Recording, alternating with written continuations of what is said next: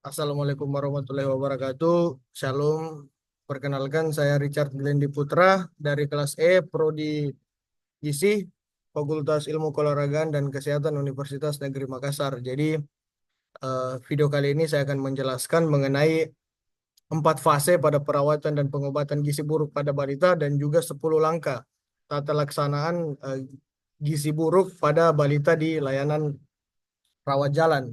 Jadi langsung saja kita masuk ke materi yang pertama yaitu apa itu gizi buruk. Nah, gizi buruk didefinisikan sebagai kondisi kurangnya asupan nutrisi, asupan nutrisi yang cukup untuk memenuhi kebutuhan energi dan zat gizi penting.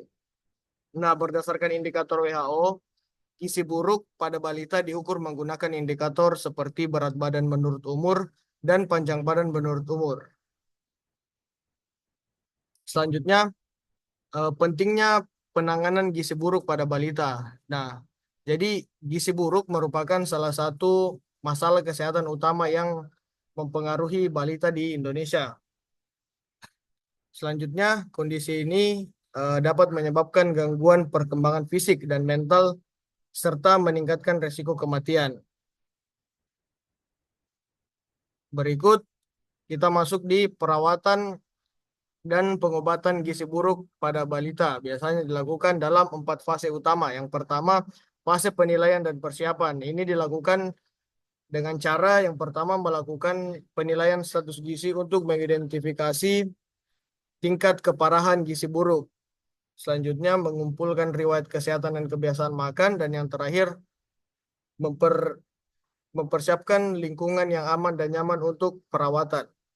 Nah, untuk fase yang kedua ialah fase stabilisasi. Langkah pertama di fase ini ialah memperbaiki keadaan medis dan stabilisasi kondisi anak. Yang kedua, memberikan cairan elektrolit untuk mengatasi dehidrasi. Yang ketiga, pemberian makanan terapeutik yang mudah dicerna dan kaya akan kalori. Selanjutnya kita masuk ke fase yang ketiga, yaitu fase pemulihan. Nah, langkah pertama di fase pemulihan ini ialah pemberian makan yang lebih pada gizi secara bertahap. Selanjutnya, memperbaiki pola makan dengan makanan bergizi seimbang. Yang terakhir, melakukan pemantauan ketat terhadap pertumbuhan dan perkembangan. Kita lanjut di fase yang terakhir, yaitu fase pemeliharaan. Nah, di fase pemeliharaan ini, langkah yang pertama yang dilakukan ialah mengedukasi keluarga tentang pentingnya gizi seimbang. Yang kedua, memastikan keberlanjutan pola makan yang baik dan monitoring jangka panjang untuk mencegah terulangnya gizi buruk. Jadi itulah tadi 4 fase untuk perawatan dan pengobatan gizi buruk pada balita. Selanjutnya kita masuk di 10 langkah tata laksanaan gizi buruk. Yang pertama ialah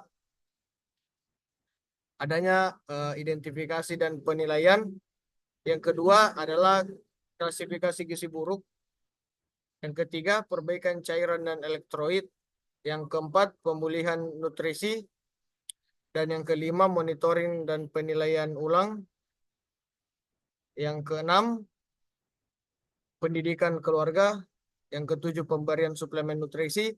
Yang kedelapan, pemulihan pertumbuhan. Yang kesembilan, penanganan penyakit penyerta. Dan yang terakhir ialah pemeliharaan dan tindak lanjut. Mungkin itu saja yang bisa saya jelaskan di video kali ini. Sekian presentasi dari saya ucapkan terima kasih banyak.